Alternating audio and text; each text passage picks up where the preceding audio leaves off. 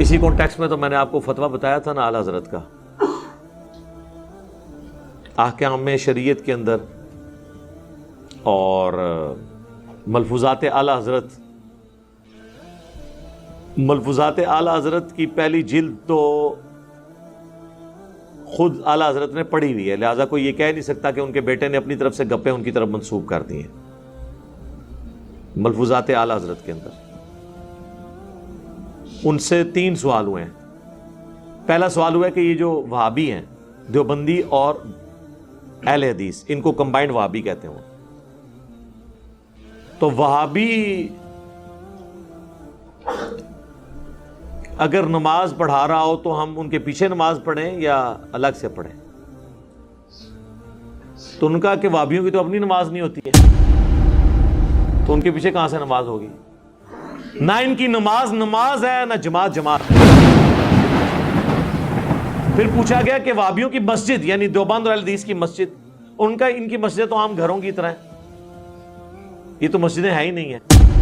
اس پہ میں نے اعلیٰ حضرت کی تصحیح کی تھی کہ بھئی اعلیٰ حضرت کو یہ نہیں کہنا چاہیے تھا ان کی مسجدیں، کہنا چاہیے تھا ان کی عبادت گاہیں۔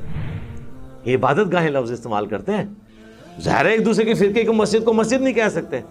ان کی عبادت گاہیں جو ہیں وہ عام گھروں کی مثل ہیں، یعنی جیسے گھر میں نماز پڑھی اسی طریقے سے ہے، کیونکہ وہ قدغن نہیں لگا سکتے۔ وہ بخاری مسلم میں حدیث ہے کہ اللہ نے مجھے 5 ایسی خصوصیات دی ہیں جو کسی پیغمبر کو نہیں دی، ان میں سے ایک یہ ہے کہ پوری زمین میرے لیے سجدہ گاہ ہے، کہیں پہ بھی میرے امتی نماز پڑھ سکتے ہیں۔ تو وہ اس کیٹیگری سے باہر نہیں نکال سکتے تھے۔ تیسرا پوچھا گیا ان کی اذان،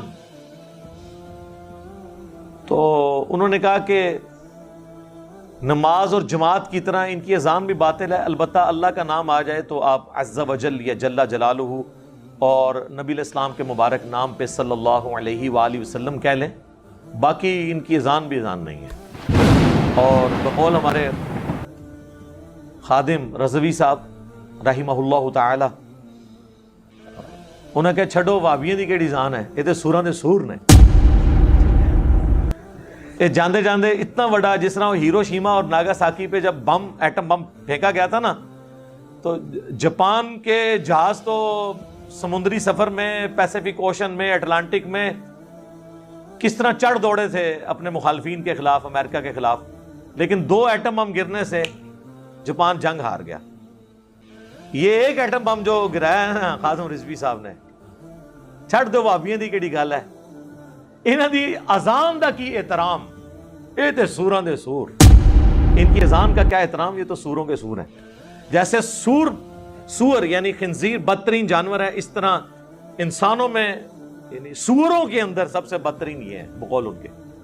اس کے بعد انہوں نے اگر کہیں پہ کوئی ایک اتحاد امت کی فضا جعلی قائم بھی ہوئی تھی نا ان کے درمیان، جو میں کہتا ہوں یہ ایکٹنگ کر رہے ہوتے ہیں، یہ کر ہی نہیں سکتے اتحاد، ان کے بڑوں نے ان کو علیحدہ کیا ہوا ایک دوسرے کو، تو وہ بھی ختم ہو گئی۔